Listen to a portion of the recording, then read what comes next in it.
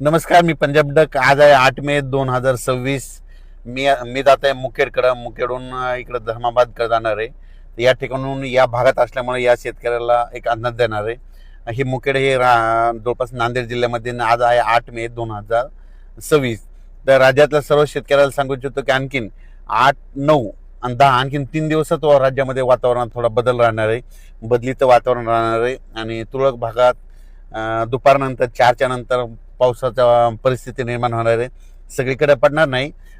हे अवकाळी पाऊस आहे, मान्सूनपूर्व पाऊस आहे, म्हणून हे विखुरलेल्या स्वरूपात आहे, म्हणून हा अंदाज सर्व शेतकऱ्यांना लक्षात यायचा. मग हे त्याच्यामध्ये नांदेड जिल्हा झालं, विदर्भामध्ये काय विदर्भ, पूर्व विदर्भ, पश्चिम विदर्भ, 5-11 जिल्ह्यामध्ये वर्धा, नागपूर, भंडारा, गोंदिया, चंद्रपूर, यवतमाळ, वाशिम, हिंगोली, अमरावती, अकोला, बुलढाणा याच्यामध्ये जिल्ह्यामधून 2-4 ठिकाणी 10-20 ठिकाणी असा अवकाळी पाऊस पडणार आहे. सर्व दूर पडणार नाही, म्हणून हा अंदाज त्या विदर्भातल्या शेतकऱ्यांना लक्षात यायचा. त्याच्यानंतर मराठवाड्यामध्ये नांदेड जिल्हा झालं, लातूर जिल्हा झालं, बीड जिल्हा झालं, परभणी जिल्हा झालं, जालना जिल्हा झालं, संभाजीनगर झालं, धाराशिव या भागात देखील जिल्ह्यात क्वचितमध्ये 10-15 ठिकाणी हे अवकाळी या 2 दिवसामध्ये पाऊस पडणार आहे, म्हणून हे लक्षात यायचं. पश्चिम महाराष्ट्रात देखील हीच परिस्थिती राहणार आहे आणि उत्तर महाराष्ट्रात देखील तुरळक भागातच विखुरलेल्या स्वरूपाचा हे पाऊस असणार आहे. पण राज्यातल्या हळद लागवड करण्यासाठी आणि ऊस ज्यांचा वाळत आहे त्या ऊसासाठी एक आनंदाची बातमी, कारण की राज्यामध्ये 15 मे ते 20 मेच्या दरम्यान राज्यात चांगला पावसाळ्यासारखा पाऊस येणार आहे, म्हणून हा अंदाज लक्षात यायचा. म्हणजे पाऊस कसा पडणार आहे, एक कमी दाबाचा पट्टा आहे, त्याचं चक्रीवादळात रूपांतर होईल आणि ते चक्रीवादळ काय होईल, कर्नाटक आणि महाराष्ट्राच्या दोन्ही मदतून जाईल. त्याच्यामुळे काय होईल, महाराष्ट्रामध्ये खूप पावसाळ्यासारखा काही काही ठिकाणी पाणी साचल, काही काही ठिकाणी वड्याला देखील पाणी येईल, असा पाऊस काय होणार आहे जवळपास 14 मे ते 21 मेच्या दरम्यान येणार आहे, म्हणून हा अंदाज सर्व शेतकऱ्यांनी लक्षात घ्यायचा. मग सांगायचं झालं तर नाही, हे पाऊस पूर्व विदर्भ, पश्चिम विदर्भ आणि त्या नेमकं पूर्व आणि पश्चिम विदर्भामध्ये शेतकऱ्याची हळदी शिजवायले, तर त्यांना सुद्धा सांगू इच्छितो की तुम्ही काय करा, जवळपास 14 मे पर्यंत तुम्ही तुमच्या हळदी काढून झाकून ठेवा, कारण की 15 ते 20च्या दरम्यान चांगला पावसाळ्यासारखा पाऊस विदर्भात पडणार आहे, म्हणून हे लक्षात यायचं. मराठवाड्यामध्ये देखील नांदेड जिल्हा, परभणी जिल्हा, हिंगोली जिल्हा, हिंगोली, जालना जिल्हा, संभाजीनगर, बीड, धाराशिव ह्या भागात देखील चांगला पावसाळ्यासारखा पाऊस पडणार आहे आणि ऊस शेतकऱ्यासाठी हे जीवदान ठरणार आहे, म्हणून हा अंदाज त्या ऊस शेतकऱ्यांनी लक्षात यायचा. पश्चिम महाराष्ट्रात देखील हे पाऊस खूप पडणार आहे. सातारा, सांगली, सोलापूर, कोल्हापूर, पुणे जिल्ह्याला देखील दिलासा भेटणार आहे. मुंबईला देखील पाऊस पडणार आहे. उत्तर महाराष्ट्राकडे देखील नाशिक जिल्हा, धुळे जिल्हा, नंदुरबार जिल्हा त्या भागात देखील खूप पाऊस पडणार आहे, म्हणून हे अंदाज लक्षात यायचा.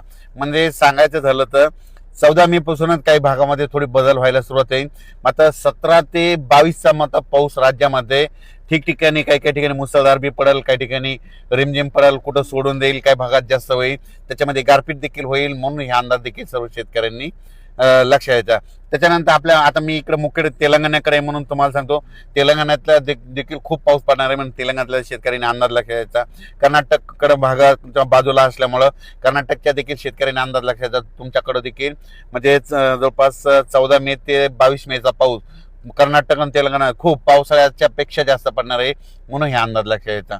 म्हणजे सांगायचं झालं तर कर्नाटक झालं, तेलंगणा झालं, महाराष्ट्रामध्ये जवळपास 14 मे पासून ते 22 मेच्या दरम्यान मान्सून पूर्व पाऊस चांगला पडणार आहे. आणि आजच्यानं तुम्हाला सांगू इच्छितो, पाऊस कंप्लीट 30 दिवस राहिलेला आहे, म्हणून शेतकऱ्यांनी शेतीचे कामे करून घ्या.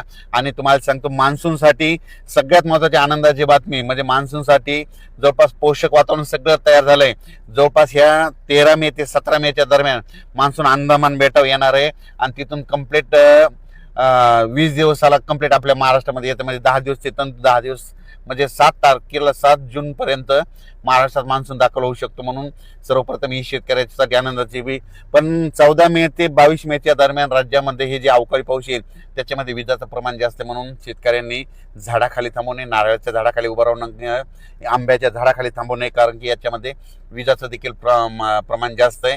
आणि तुम्हाला एक सांगू इच्छितो, या राज्यात सगळ्यात महत्त्वाचं म्हणजे 15 मे पासून राज्यातलं सगळ्यात महत्त्वाचं जे उन्हाचा जे पारा वाढत गेलेला आहे त्याचं पारा कमी होणार आहे. सगळीकडला पारा 40 अंशाच्या खाली येणार आहे, म्हणून हा अंदाज लक्षात यायचा. आणि पारा खाली आल्याच्या नंतर राज्यामध्ये ढगाळ परिस्थिती राहील, काही काही ठिकाणी पाऊस देखील आहे. मुंबईकरांना देखील उकाड्यापासून दिलासा भेटणार आहे, पुणेकरांना देखील उकाड्यापासून दिलासा भेटणार आहे, संभाजीनगरकरांना देखील उकाड्यापासून दिलासा भेटणार आहे. सांगायचं झालं तर पूर्व विदर्भ, पश्चिम विदर्भ, दक्षिण महाराष्ट्र, उत्तर महाराष्ट्र, कोकणपट्टी, खानदेश सगळीकडे 14 मे पासून दररोज वेगवेगळ्या 2-2 दिवस वेगवेगळ्या भागात मुक्काम करत करत हे पाऊस पूर्व मोसमी पाऊस हे बरसणार आहे म्हणून अंदाज सर्व शेतकऱ्यांनी लक्षात घेतलं. आणि हे 2026ला चांगला पाऊस पडणार आहे, दुष्काळ वगैरे पडणार नाही म्हणून काही चिंता करायची गरज नाही.